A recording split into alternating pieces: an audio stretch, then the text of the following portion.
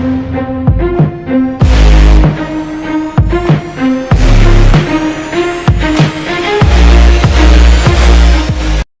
दोस्तों, आप सभी का हमारे चैनल पे बहुत बहुत स्वागत है। दोस्तों आज हम लोग क्लास 11th का एक्सरसाइज 5D का सॉल्व एग्जांपल करने जा रहे हैं, जिसमें पहला क्वेश्चन कह रहा है convert each of the following complex number in polar form. जिसका फर्स्ट पार्ट दिया गया 3, सेकंड पार्ट दिया गया -5, थर्ड पार्ट दिया गया i एंड फोर्थ पार्ट दिया गया -2i। दोस्तों देखिए, जब कभी भी हम लोग कॉम्प्लेक्स नंबर को पोलर फॉर्म में कन्वर्ट करना रहेगा तो सबसे पहले हम लोग क्या करेंगे, a प्लस ib के फॉर्म में पहले इसको लिख लेंगे। उसके बाद क्या करेंगे, इसको z लेट करेंगे, z equal to r cos theta plus i sin theta के फॉर्म में यदि हम लोग कन्वर्ट कर देते हैं तो ये क्या हो जाएगा, इसका पोलर फॉर्म हो जाएगा। जहां पे r क्या होता है, r होता है मॉडुलस होता है, और थीटा क्या होता है, आर्गुमेंट होता है। ओके, इसके लिए दो चीज का वैल्यू पता होना चाहिए, मॉडुलस का और थीटा का, यानी कि आर्गुमेंट का। देखिए इसको हम कैसे सॉल्व करेंगे। इसका फर्स्ट पार्ट हम लोग को दिया गया 3 दिया गया है, इसको सबसे पहले हम लोग क्या करें, a प्लस आई बी के फॉर्म में कन्वर्ट करें, यानी कि real part plus imaginary part के फॉर्म में।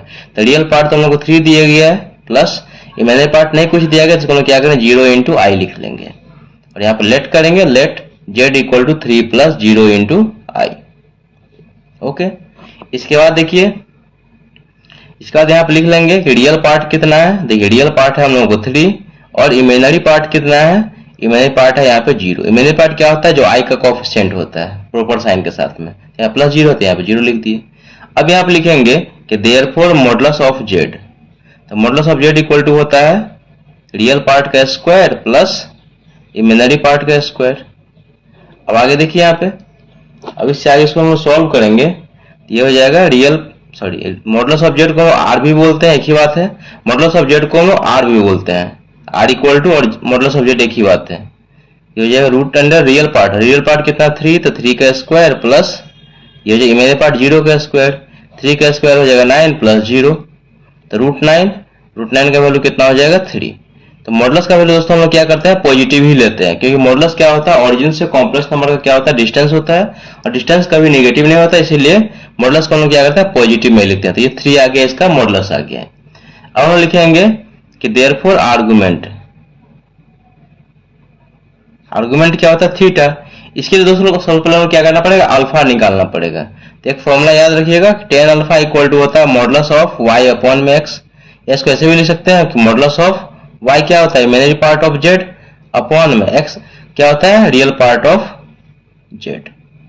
ये फॉर्मूला याद रखिए, ये फॉर्मूला याद रखिए, एक ही बात है। अब यहाँ पे क्या इसका वैल्यू पुट कर दीजिए, तो ये हो जाएगा tan alpha equal to modulus of imaginary part of z। देखिए इमेजिनरी पार्ट ऑफ z मतलब है कॉम्प्लेक्स, z मतलब क्या हो गया, कॉम्प्लेक्स नंबर। कॉम्प्लेक्स नंबर का इमेजिनरी पार्ट कितना है 0, अपॉन में real part of z, real part कितना है कॉम्प्लेक्स नंबर का 3। इसको सॉल्व कर लीजिए, तो हो जाएगा tan alpha equal to 0 upon 3 क्या हो जाएगा 0, तो मॉडुलस ऑफ 0। इसको मॉड से बाहर करेंगे तो हो जाएगा tan अल्फा इक्वल टू क्या हो जाएगा 0 हो जाएगा। अब दोस्तों देखिए, यहाँ से हम पहले क्या करें, अल्फा का वैल्यू निकालेंगे। तो tan अल्फा इक्वल टू 0 है, इसको लोग कैसे सॉल्व करेंगे, तो tan alpha equal to, tan के केस में 0 कितना डिग्री का वैल्यू होता है, देखिए यहाँ पे, तो हम लोग जानते हैं कि tan 0 का वैल्यू क्या होता है, 0 होता है। तो tan से tan यहाँ पे एलिमिनेट हो जाएगा, तो अल्फा इक्वल टू कितना हो गया 0 डिग्री। अल्फा का वैल्यू कितना निकल गया, 0 डिग्री निकल गया। अब यहाँ से हम लोग थीटा निकालेंगे, लेकिन थीटा निकालने के लिए आपको एक बात ध्यान देना पड़ेगा कि ये जो कॉम्प्लेक्स नंबर है जो a प्लस आई बी के फॉर्म में है, तो किस क्वाड्रेंट में बिलोंग कर रहा है। अब बताइए, यहाँ पे रियल पार्ट क्या है, प्लस है, कॉमा इमेजिनरी पार्ट भी क्या है, प्लस है। ये देखिए दोनों रियल पार्ट इमेजिनरी पार्ट दोनों प्लस है, यहाँ पे ये फर्स्ट ये प्लस है और ये सेकंड भी क्या प्लस है। तो दोस्तों देखिए फर्स्ट क्वाड्रेंट में ये बिलोंग कर रहा है, क्योंकि देखिए जब हम लोग को दोनों साइन प्लस रहेगा तो क्या होता है, फर्स्ट क्वाड्रेंट होता है, पहला माइनस दूसरा प्लस तो सेकंड क्वाड्रेंट होता है, दोनों निगेटिव होता है थर्ड क्वाड्रेंट होता है, और फर्स्ट प्लस सेकंड माइनस क्या होता है, फोर्थ क्वाड्रेंट होता है। जब फर्स्ट क्वाड्रेंट बिलोंग करेगा, थीटा का वैल्यू क्या हो जाएगा, वही होगा जो अल्फा का वैल्यू हो जाएगा। सेकंड में बिलोंग करेगा, theta equal to pi minus alpha हो जाएगा। थर्ड में बिलोंग करेगा तो theta equal alpha minus pi हो जाएगा। अब फोर्थ में बिलोंग करेगा, थीटा इक्वल टू अल्फा हो जाएगा। अब यहाँ पे लिखना पड़ेगा कि यहाँ पे देखिए कॉम्प्लेक्स नंबर किस क्वाड्रेंट में बिलोंग करता है, फर्स्ट क्वाड्रेंट में बिलोंग कर रहा है, तो लिखेंगे since z lies in, z मतलब complex number, z lies in first quadrant, z lies in first quadrant, therefore theta equal to क्या हो जाएगा अल्फा, यानी कि थीटा इक्वल टू कितना हो जाएगा अल्फा। अल्फा का वैल्यू कितना है 0 डिग्री, यानी कि थीटा का वैल्यू हम लोग क्या निकल गया 0 डिग्री। अब लिखेंगे देयरफॉर पोलर फॉर्म, लिखेंगे यहाँ पे therefore polar form of z क्या होता है बताइए, आर कॉस थीटा प्लस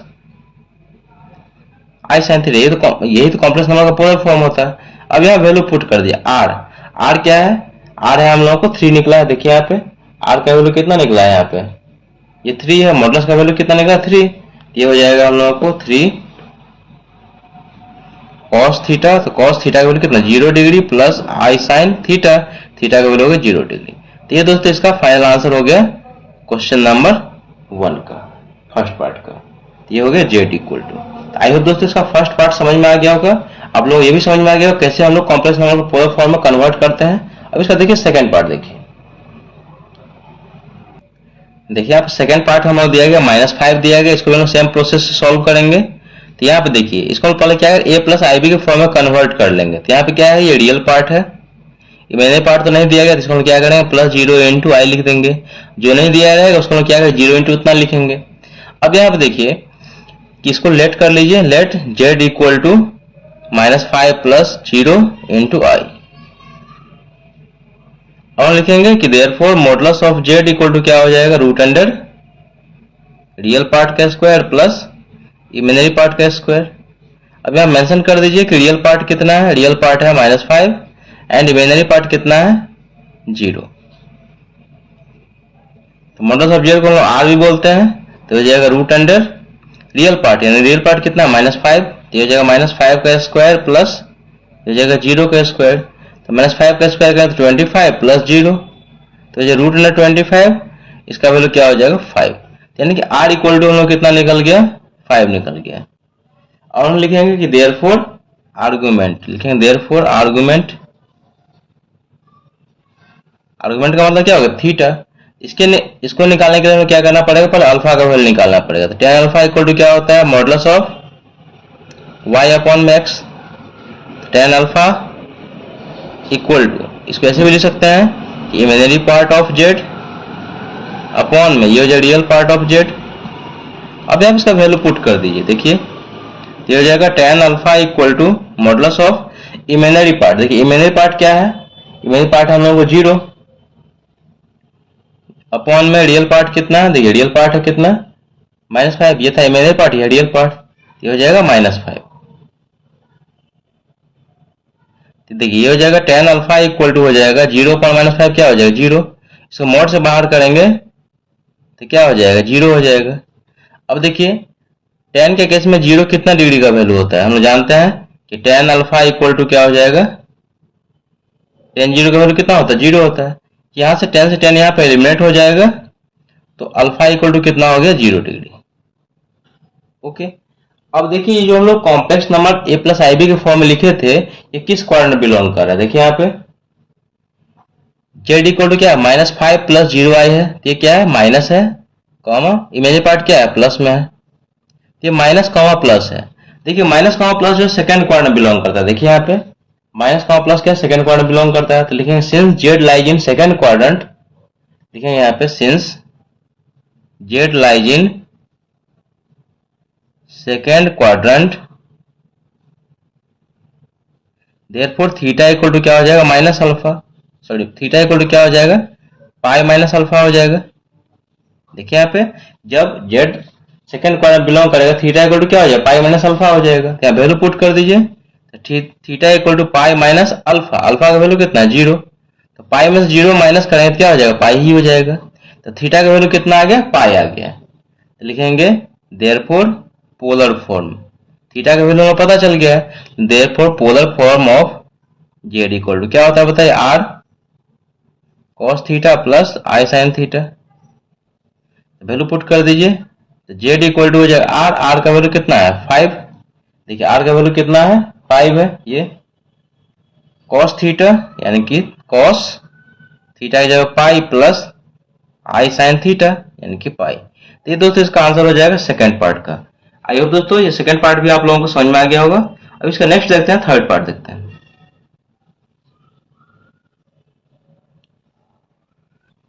देखिए इसका थर्ड पार्ट हम लोग दिया गया आई दिया गया, तो इसको हम पहले क्या करें, ए प्लस आई बी के फॉर्म में कन्वर्ट कर लेंगे। तो यहाँ पे देखिए ये क्या इमेजिनरी पार्ट है, यहाँ पे रियल पार्ट तो है नहीं, तो यहाँ पे रियल पार्ट को नहीं कुछ है, तो यहाँ पे क्या रखेंगे, जीरो रखेंगे। अब प्लस इमेजिनरी पार्ट यहाँ पे कितना है, आई है। देखिए यहाँ पे क्या दिया गया था, हम लोगों को कॉम्प्लेक्स नंबर क्या दिया, आई दिया गया था, तो इसमें तो रियल पार्ट तो है नहीं, तो रियल पार्ट की जगह क्या किया, यहाँ पे जीरो रख दिए, प्लस इसका एजिटी यहाँ से कॉपी कर दिए। यहाँ पे लेट कर लीजिए कि let z equal to zero plus i, और लिखिए यहाँ पे therefore modulus of z equal to root under real part का स्क्वायर प्लस इमेजिनरी पार्ट का स्क्वायर। यहाँ मेंशन कर दीजिए कि रियल पार्ट कितना है, जीरो, और इमेजिनरी पार्ट यहाँ देखिए आई का कोएफिशिएंट क्या होता है, इमेजिनरी पार्ट होता है, तो यहाँ कुछ नहीं है, तो यहाँ पे क्या कीजिए 1 कर दीजिए, तो इमेजिनरी पार्ट कितना हो गया 1। इमेजिनरी पार्ट क्या होता है, आई का कोएफिशिएंट, तो आई के पीछे में कोई नंबर नहीं था, इसलिए हम लोग यहाँ पे क्या किया 1 कर दिए।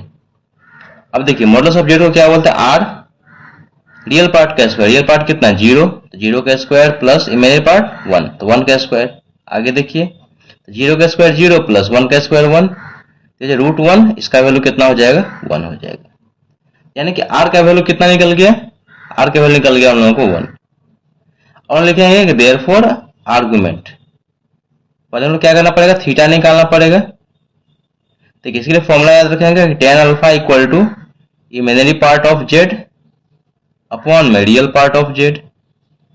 आगे देखिए तो हो जाएगा tan alpha equal to modulus of imaginary part of z. देखिए इमेजिनरी पार्ट ऑफ जेड मतलब क्या होगा, इमेजिनरी पार्ट कितना है कॉम्प्लेक्स नंबर का, इमेजिनरी पार्ट कितना है 1 है, अपॉन में रियल पार्ट कितना है 0।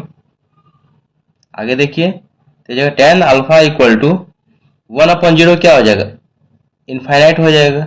1/0 क्या होता है, इनफाइनाइट। अब देखिए यहाँ पे तो हो जाएगा tan अल्फा इक्वल टू, उसको मॉडुलस से बाहर करेंगे तो इनफाइनाइट हो जाएगा। अब tan के किस में इनफिनिटी कितना डिग्री का वैल्यू होता है, हम लोग जानते हैं कि tan 90 का वैल्यू कितना होता है, इनफाइनाइट होता है। तो हो जाएगा tan alpha equal to tan 90 का हम लोग क्या लिख सकते हैं, पाई/2 लिख सकते हैं। ये 10 से 10 यहाँ से एलिमिनेट हो जाएगा, तो अल्फा इक्वल टू कितना हो जाएगा, पाई/2। ओके, अल्फा का वैल्यू कितना आ गया, पाई/2। अब देखिए जब हम लोग अल्फा का वैल्यू आ गया तो हम लोग क्या करें, थीटा का वैल्यू इजीली निकाल सकते हैं। इसके लिए हम लोग देखना पड़ेगा कि कॉम्प्लेक्स नंबर किस क्वाड्रेंट में बिलोंग कर रहा है। अब दोस्तों यहाँ पे देखिए कि जो हम लोग कॉम्प्लेक्स नंबर आया है क्या है, जेड इक्वल टू 0 प्लस आई है, या जेड इक्वल टू 0 प्लस 1 आई है। तो देखिए यहाँ पे रियल पार्ट क्या है, पॉजिटिव, इमेजिनरी पार्ट भी क्या है, पॉजिटिव, यानी कि दोनों प्लस प्लस है। देखिए रियल पार्ट क्या है 0 पॉजिटिव, इमेजिनरी पार्ट कितना है पॉजिटिव, यानी कि ये फर्स्ट क्वाड्रेंट में बिलोंग कर रहा है। प्लस कॉमा प्लस किस क्वाड्रेंट में बिलोंग करता है, देखिए यहाँ पे प्लस कॉमा प्लस बिलोंग करता है, यहाँ पे देखिए प्लस कॉमा प्लस जो है हम लोगों को फर्स्ट क्वाड्रेंट में बिलोंग करता है। तो देखिए यहाँ पे दोनों साइन, दोनों यदि प्लस का रहेगा तो क्या हो जाएगा, फर्स्ट क्वाड्रेंट में बिलोंग करेगा, थीटा इक्वल टू क्या हो जाएगा, अल्फा हो जाएगा। इससे आगे हम लोग क्या करते हैं, नेक्स्ट पेज में सॉल्व करते हैं। देखिए आगे देखिए आप लिखे हैं since z lies in first quadrant therefore theta equal to alpha, theta equal to alpha, alpha का वैल्यू कितना है, पाई/2। अल्फा का वैल्यू कितना आया था पिछले पेज में, पाई/2 आया था। लिखेंगे therefore polar form of Z, polar form of z क्या हो जाएगा बताइए, ये हो जाएगा आर, और यहाँ पर हो जाएगा ब्रैकेट में cos theta plus i sine theta. ये जेड इक्वल टू हो जाएगा आर, आर का वैल्यू कितना आया था 1 आया था, ये कॉस थीटा यानी कॉस पाई/2 प्लस आई साइन पाई/2। इसको 1 से मल्टीप्लाई करेंगे तो यही हो जाएगा। तो लास्ट में आप लिख लीजिए जेड इक्वल टू कॉस, आप इसको ऐसे भी लिख सकते हैं 1 इंटू ऐसे भी लिख सकते हैं, या 1 से इसको मल्टीप्लाई करते हैं एक ही बात है, तो कॉस पाई/2 प्लस आई साइन पाई/2। ये दोस्तों आंसर हो गया थर्ड पार्ट का। आई होप दोस्तों इसका थर्ड पार्ट भी आप लोगों को समझ में आ गया होगा। बहुत आसान है दोस्तों, इससे क्वेश्चन आप लोग खुद से भी सॉल्व कर सकते हैं। अब इसका नेक्स्ट देखिए फोर्थ पार्ट देखिए। देखिए यहाँ पे फोर्थ पार्ट हम लोग दिया गया -2i दिया गया है। तो देखिए सबसे पहले इसको हम क्या करेंगे, ए प्लस आई बी के फॉर्म में कन्वर्ट कर लेंगे, यानी real part plus imaginary part के फॉर्म में। तो यहाँ तो रियल पार्ट तो है नहीं, इसको क्या कीजिए 0 प्लस इमेजिनरी पार्ट कितना दिया गया, यहाँ पे -2i दिया गया है। तो नेक्स्ट स्टेप से सॉल्व कर लीजिए, 0 ये प्लस माइनस कितना हो जाएगा, -2i हो गया। अब यहाँ पे क्या इसको लेट कर लीजिए, लेट जेड इक्वल टू ये हो जाएगा 0 माइनस 2i। बगल में आप मेंशन कर दीजिए कि रियल पार्ट कितना है 0 और इमेजिनरी पार्ट कितना है। इमेजिनरी पार्ट क्या होता है, i का कोएफिशिएंट, i कोएफिशिएंट यहाँ पे कितना है -2। ओके, और लिखेंगे कि therefore modulus of z equal to root under ये हो जाएगा रियल पार्ट का स्क्वायर प्लस ये हो जाएगा इमेजिनरी पार्ट का स्क्वायर। ऐसे पुट कर दीजिए, रियल पार्ट कितना है 0, 0 का स्क्वायर प्लस इमेजिनरी पार्ट कितना है -2, तो ये जाएगा -2 का स्क्वायर। आगे देखिए, तो ये हो जाएगा r equal to modulus of z को हम r लिखेंगे, 0 का स्क्वायर 0 प्लस -2 का स्क्वायर हो जाएगा 4, तो 0 प्लस 4 हो जाएगा 4। इसको हम लोग रूट से बाहर करें कितना हो जाएगा 2 हो जाएगा। आप लिख लीजिए कि देयरफॉर r इक्वल टू कितना हो जाएगा हम लोग को 2 हो गया। अब हम लोग क्या करेंगे, आर्गुमेंट निकालेंगे यानी कि थीटा का वैल्यू। तो लिखेंगे यहाँ पे देयरफॉर आर्गुमेंट, लेकिन आर्गुमेंट निकालेंगे तो हमें पहले क्या निकालना पड़ेगा, अल्फा निकालना पड़ेगा। तो हम जानते हैं कि tan अल्फा इक्वल टू क्या होता है, imaginary part of z upon में real part of z. Value put कर दीजिए। अब देखिए यहाँ पे इससे आगे हम सॉल्व करते हैं तो ये हो जाएगा हम लोग को tan अल्फा इक्वल टू, देखिए यहाँ पे इमेजिनरी पार्ट ऑफ जेड है तो इमेजिनरी पार्ट है कितना -2 अपॉन में रियल पार्ट कितना 0। आगे देखिए tan alpha equal to -2 upon 0, नीचे में 0 थे क्या हो जाएगा इनफाइनाइट हो जाएगा।